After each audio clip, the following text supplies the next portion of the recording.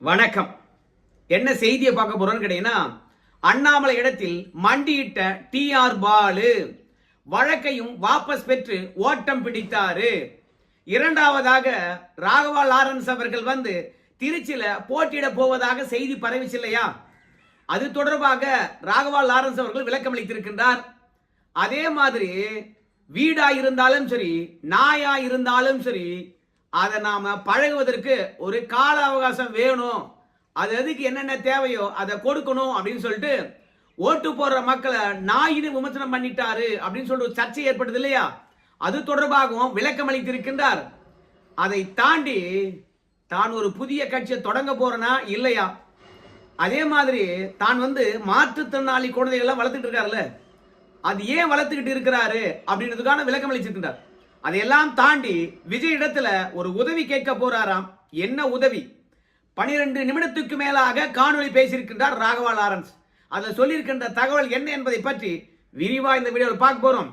மூன்றாவதாக நம்முடைய எம்.ஆர். விஜயபாஸ்கர் அவர்கள் நேற்று எம்எல்ஏ பதவியை ராஜினாமா பண்ணாரு. அதுக்கான விளக்கத்தை இன்னைக்கு அளித்திருக்கிறாரு. அதே மாதிரி தமிழக வெற்றி கழகத்தை நோக்கி தன்னுடைய எம்எல்ஏ பதவியை ராஜினாமா பண்ணிட்டு அதிமுக எம்எல்ஏக்கள் போறாங்க. எதுக்காக தமிழக வெற்றி கழகத்தை நோக்கி அதிமுக எம்எல்ஏக்கள் போறாங்க அப்படின்றதுக்கான விளக்கத்தை நிர்மல்குமார் அவர்கள் நீண்ட நாளைக்கு பிறகு விளக்கம் அளித்திருக்கின்றார். அதையும் நம்ம சேர்த்தே பார்க்க வேண்டியதா இருக்குது. அதனால எந்த செய்தி விட்டுடாம முழுமையா பாருங்க. ஆனா அதற்கு முன்பாக இதுவரைக்கும் நம்ம சேனலை நீங்க சப்ஸ்கிரைப் பண்ணலன்னா மறக்காம சப்ஸ்கிரைப் பண்ணிட்டு சப்போர்ட் பண்ணுங்கப்பா. முதல் விஷயம், டி.ஆர். பாலு அவர்கள் அண்ணாமலைக்கு எதிராக சைதாப்பேட்டை கோர்ட்டில் தொடுத்த வழக்கை வாபஸ் பெற்று இருக்கின்றார். 2023 அண்ணாமலை திமுக மீது பரபரப்பான குற்றச்சாட்டு வச்சார். DMK files 1, DMK files 2. முதல் ஃபைல்ஸ்லே நம்ம டி.ஆர். பாலு அவர்களுக்கு 10,000 கோடி அளவுக்கு சொத்து இருக்குது, 6 கப்பல் வச்சிருக்காரு அப்படின்னாங்க. உடனடியாக டி.ஆர். பாலு அவர்களை பொறுத்த வரைக்கும், எனக்கு 10,000 கோடி, அண்ணாமலை நீ பார்த்த, எனக்கு 6 கப்பல் இருக்குது நீ பார்த்த அப்படின்னு சொல்லிட்டு டி.ஆர். பாலு அவர்கள் அண்ணாமலை மீது மான நஷ்ட வழக்கு போட்டாரு. 100 கோடி ரூபாய் கேட்டாரு. அண்ணாமலையும் அந்த வழக்கை நான் நீதிமன்றத்தில் எதிர்கொள்வேன், ரெண்டாவது எந்த ஒரு வழக்கறிஞரும் வைக்க போறதில்ல, நானே வாதாடுவேன் அப்படின்னு சொல்லிவிட்டு டி.ஆர். பாலு அவர்களுக்கு சம்மன் அனுப்பப்பட்டு சைதாப்பேட்டை கோர்ட்டில் அண்ணாமலையும் டி.ஆர். பாலு அவர்களும் நேருக்கு நேராக பரஸ்பரம் கேள்விகளை எழுப்பினாங்க. ஒருத்தருக்கு ஒருத்தர் பாத்தீங்கன்னா விசாரித்தாங்க. டி.ஆர். பாலு அவர்களை பொறுத்த வரைக்கும் திடீரென அண்ணாமலையுடைய மனைவி பற்றியும் அவங்க சொத்து சேர்த்ததை பற்றியும் கேள்விகளாக எழுப்பினாரு. உடனடியாக அண்ணாமலை பொறுத்த வரைக்கும், ஏப்பா வழக்குக்கு சம்பந்தமே இல்லாத என் மனைவி பற்றி எதுக்காக கேட்கணும், அதனால என் மனைவி பற்றியும் என்னுடைய மனைவியுடைய சொத்தை பற்றியும் நீ கேள்வி கேட்டதனால உன் மீது மீண்டும் ஒரு டெபர்மேஷன் போட போறேன், அதையும் நானே வாதாடி வெற்றி பெறுவேன் அப்படின்னு சொன்னாரு. டி.ஆர். பாலு அவர்களை பொறுத்த வரைக்கும் தேர்தல் வந்ததுனால அந்த வழக்கு தொடர்பான விவரங்கள் நமக்கு கிடைக்கல. திடீர்னு நேத்து அண்ணாமலை மீது மான நஷ்ட வழக்கு போட்டார்ல, அந்த வழக்கை வாபஸ் பெற்று விட்டு ஓடிவிட்டார். அண்ணாமலை பாஜக இருக்கிற வரைக்கும் அண்ணாமலை மீது இருக்கக்கூடிய வழக்கை வாபஸ் வாங்கல. அண்ணாமலை பாஜக விட்டு வெளியேறிட்டாரு. டி.ஆர். பாலு அவர்கள் திடீர்னு அந்த வழக்கை வாபஸ் வாங்கியிருக்கிறாரு. இதுக்கு பின்னாடி என்ன நடந்தது என்ற விஷயம் தெரியவே இல்லை. 2 நாளைக்கு பிறகு டி.ஆர். பாலு அவர்கள் வழக்கை ஏன் நம்ம திரும்ப பெற்றோம் அப்படின்னு விளக்கம் அளிப்பார் என்று திமுக சார்பில் சொல்லப்படுகிறதுப்பா.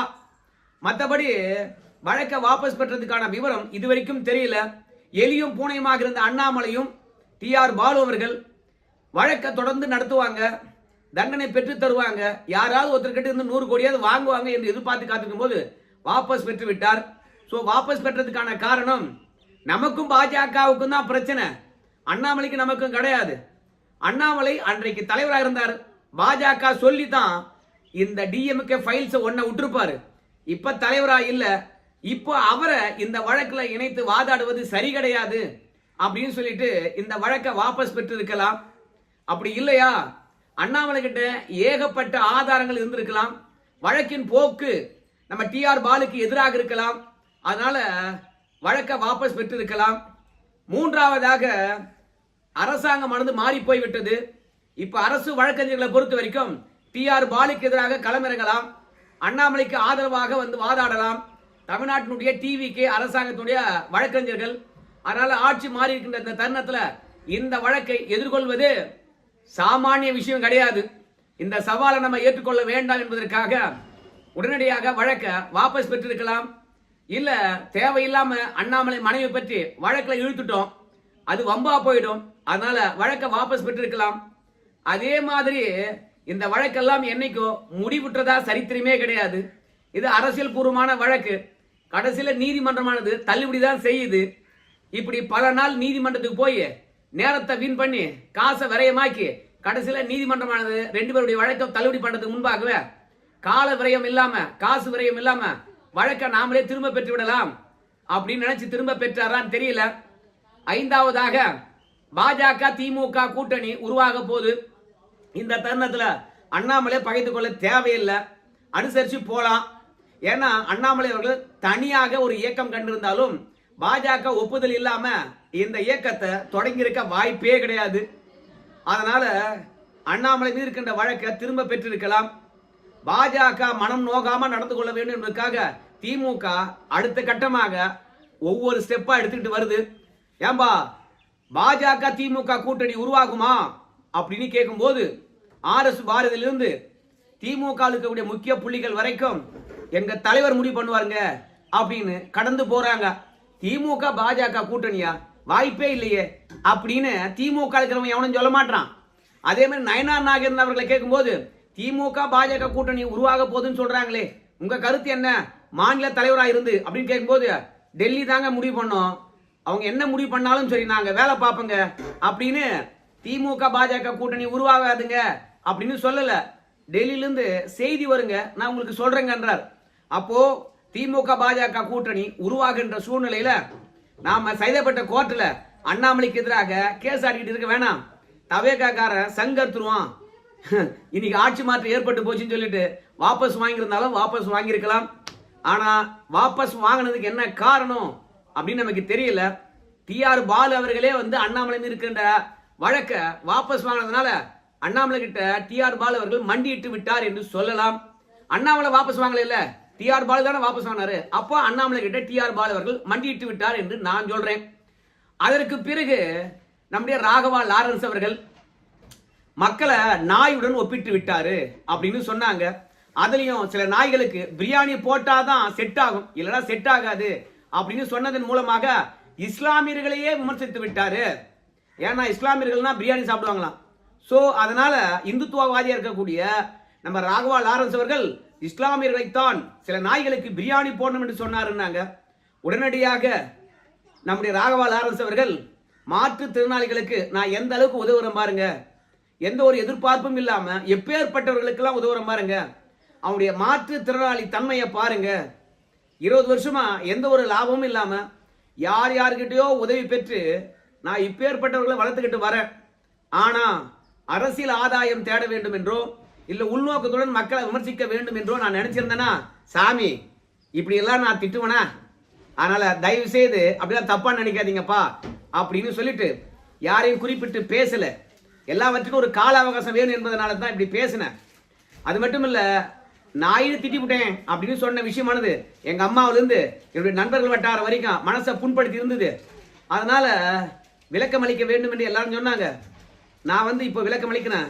யாரையும் புண்படுத்த வேண்டும் என்ற எண்ணமே கிடையாது. சுயநலம் இல்லாம எத்தனையோ வேலைகள் செய்யறேன். ஆனால் சுயநலத்துடன் நான் விமர்சனம் பண்ணேன்னு சொன்னீங்க பாருங்க, அதான் மன வருத்தமா இருக்குதுங்க.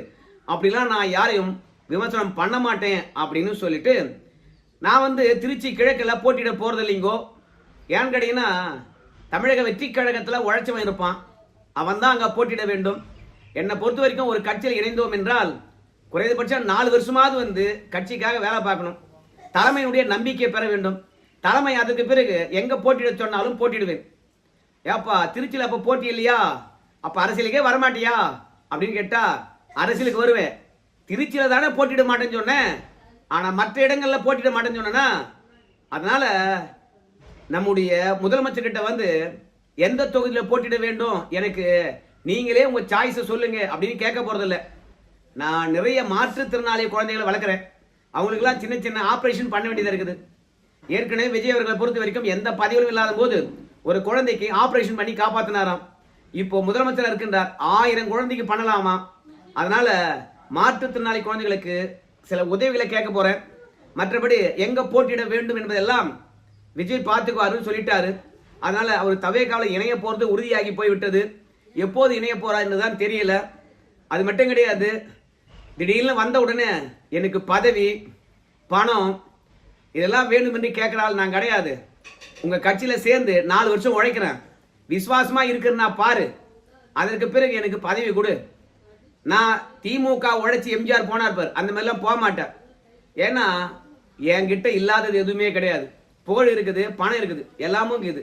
நான் ஏன் கட்சி உடைச்சுன்னு தனியா இயக்கம் காண போறேன்? விசுவாசம் மட்டும்தான் எங்கிடத்துல இருப்பது. அதே மாதிரி மற்றவர்கள் உதவி பண்ண வேண்டும் என்ற ஒரே நோக்கத்துக்காக தான் வரேன். பதவி ஆசைக்கெல்லாம் வரவே இல்லை அப்படின்னு ராகவா லாரன்ஸ் அவர்கள் சொல்றாரு.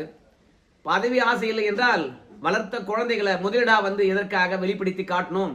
பாரு இவங்களாம் எப்படி இருக்காங்க, இவங்களாம் எப்படி வளர்த்தம் தெரியுமா அப்படின்னு மாற்றுத்திறனாளிகளை பேச வச்சு அழ வச்சு அதற்கு பிறகு வீடியோவை முடிக்கிறார். அப்படின்னு அர்த்தம், பா நல்ல மனுஷன்பா, இந்த ஆள் தான் அரசியலுக்கு வரணும் அப்படின்னு ஒரு சிம்பத்தியை வந்து பாத்தீங்கன்னா மக்கள் மத்தியில உருவாக்குறார். அதாவது ராகவா லாரன்ஸ் மீது நம்ம விஜய்க்கு சந்தேகம் இருந்தா அந்த சந்தேகம்லாம் படாத, வந்த உடனே சீட்டு கேட்பேன்னு நினைக்காத, 4 வருஷம் கட்சியில வேலை செய்வேன், பார்த்துட்டு அப்புறம் சீட்டு கொடு அப்படின்னு சொல்ற மாதிரி இருக்குது. விஜய் அவர்களை பொறுத்த வரைக்கும் திருச்சியில் அவர் நின்னாரு, அவர் தொகுதியில யார் வேணாலும் நீங்க நிக்க வச்சுட்டு போட்டோம், ஆனா மற்ற தொகுதியில எனக்கு ஒரு வாய்ப்பு தரணும் அப்படின்னு ராகவா லாரன்ஸ் அவர்கள் மறைமுகமா கேட்டிருக்காரு. அவருக்கு அரசியல் ஆர்வம் ரொம்பவே இருக்குது, பதவியில் இருக்க வேண்டும் என்று ரொம்ப ஆர்வமா இருக்குது. முழுக்க முழுக்க தமிழகத்தை ஒரு தெலுங்கு ஆள வேண்டும் என்ற எண்ணம் ராகவா லாரன்ஸுக்கு நல்லாவே இருக்குது. அதனால விஜய் அவர்களை பொறுத்த வரைக்கும் எப்படி வாய்ப்பளிக்க போறான்றதை பொறுத்து தான் பார்க்கணும். தானா ஒரு தனியை கட்சி தொடங்கலான்னு பார்த்தா அவருக்கான செல்வாக்கு இல்லை, அது நல்லா புரிஞ்சுக்கிட்டார். அதனால தான் நீங்க அரசியலுக்கு வானான்னு நிறைய பேர் கூப்பிடுறாங்க, எப்போ வரணுன்றதை நான் முடிவு பண்றேன் அப்படிங்கிறாரு. அதுக்கப்புறம் எம்ஆர் விஜயபாஸ்கர் திமுகவும் அதிமுகவும் இணைந்து ஆட்சி அமைக்க வேண்டும் என்று நினைச்சாங்க, அம்மாவுக்கு துரோகம் பண்ற மாதிரி இருந்தது, அதனால வெளிவன்ட்டேன். நான் செந்தில் பாலாஜால எவ்வளவு காயங்கள் பெற்றேன், எத்தனை வழக்குகளை பெற்றேன், அதெல்லாம் எதிர்பார்க்காம ரத்தமும் சதையுமாக நான் கட்சிக்காக உழைச்சேன். ஆனா அதே திமுக கிட்ட போய் ஆட்சி அமைக்க வேண்டும் என்று உதவி கேட்டு எடப்பாடி பழனிசாமி முதலமைச்சர் ஆகலாம்னு நினைச்சார், அதெல்லாம் நியாயமா இருக்குமா அப்படின்னு எம்ஆர் விஜயபாஸ்கர் அவர் வந்து சொல்றாரு. உடனடியாக நம்முடைய நிர்மல்குமார் அவர்களும் இன்னைக்கு காதர் மொய்தீன் இந்திய யூனியன் முஸ்லீம் லீக்கினுடைய தலைவர், ஏப்பா எடப்பாடி பழனிசாமி முதலமைச்சர் ஆக போறோம், ஆதரவு கொடுங்க அப்படின்னு சொல்லிட்டு மு.க. ஸ்டாலின் என்கிட்ட கேட்டாருங்க. எடப்பாடி பழனிசாமி முதலமைச்சர் ஆக்குன்ற விஷயத்துல அமைதியா இருந்தோம். 2வது தொல் திருமாவளவன் அவர்களை முதலமைச்சர் ஆக்கணும்னு ஆசைப்பட்டாங்க. எப்படிங்க, அவர் எம்எல்ஏ கூட கிடையாது, அவரை முதலமைச்சர் ஆகணும்னு ஆசைப்படுறீங்களா, நியாயமா இருக்குமா அப்படின்னு கேள்வி கேட்டுட்டு தான் தவேகாவுக்கு நாங்க வந்து ஆதரவளிச்சோம். அதனால பாஜகவுடன் சேர்ந்து வெற்றி பெற்ற எடப்பாடி பழனிசாமி முதலமைச்சர் ஆக்கியிருந்தா இஸ்லாம் பெருமக்கள் அத்தனை பேரும் வந்து எங்களை வச்சிருப்பாங்க, அதனால தான் நாங்க தவேகாவுக்கு ஆதரவு கொடுத்தோம் அப்படின்னு சொன்னதுனால இன்னைக்கு அதிமுக இருக்கக்கூடிய எம்எல்ஏக்கள் பதவி ராஜினாமா பண்ணிட்டு வராங்கன்னா அதுக்கு காரணம் முழுக்க திமுக அதிமுக 2 பேரும் ஒன்னா சேர்ந்து ஆட்சி அமைக்க முற்பட்டதுதான். தீய சக்தி என்று அரசியல் செய்த அதிமுக எம்எல்ஏக்கள் எப்படிங்க திமுகவுடன் கைகோர்ப்பாங்க? அதனால தான் அதிமுக வந்து தவறான செய்கையினால தவேகால வந்து இணையறாங்க, குதிரை பேரெல்லாம் கிடையாது அப்படின்னு நிர்மல்குமார் அவர்கள் சொல்றாரு. ஆனால் அதிமுக தரப்பிலிருந்து இல்ல தலைமையில் இருந்து கூட நாங்க திமுகவுடன் பேசணும், திமுக நாங்களும் ஒன்னா சேர்ந்து ஆட்சி அமைக்க போறோம்னு சொல்லல. ஆனால் திமுக தலைமையில் இருந்து தான் வந்து பாத்தீங்கன்னா, ஏப்பா நாங்க எடப்பாடி பழனிசாமி முதலமைச்சராக ஆசைப்பட்டோம், திருமாவளவன் அவர்களை முதலமைச்சராக ஆசைப்பட்டோம் அப்படின்னு திமுக தரப்புல இருந்து தான் வருது. ஆனா அதிமுக தரப்புல இருந்து யாருமே இதை உறுதிப்படுத்தல. 2வது அதிமுக இருந்து பதவி ராஜினாமா பண்ணிட்டு ஓடி போய் தவேகால சேர்றாங்க பாரு, அவங்க எல்லாம் என்னன்னு தெரியல. ரிசல்ட் வந்து 2 மாசம் பொறுத்து ரோஷம் வந்து தவேகால போய் இணைறாங்க. அதாவது ரிசல்ட் 4ஆம் தேதி வந்ததுன்னா 5ஆம் தேதி அதிமுக திமுக இணைய போறாங்கன்னு செய்தி வந்துச்சு. அப்ப ரோஷம் உள்ளவங்க 5ஆம் தேதி ராஜினாமா பண்ணிட்டு ஓடி போய் தவேகால இணைந்திருக்கலாமே. அது என்னையாது, நம்பிக்கை வாக்கெடுப்புல கலந்துக்கிட்டு டிவி கேக்கு ஓட்டு போடுறது, வாங்கின பணத்துக்கு ஒண்ணு எங்க கட்சிக்கு வாங்க, இல்லையா எடப்பாடி பழனிசாமிக்கு எதிராக செயல்படுங்க, இல்லையா எங்க கட்சிக்கு ஆதரவளிங்க அப்படின்னு காசு கொடுத்த எஜமா இந்த 25 எம்எல்ஏக்களுடைய கழுத்தை நெரிக்கிறான்.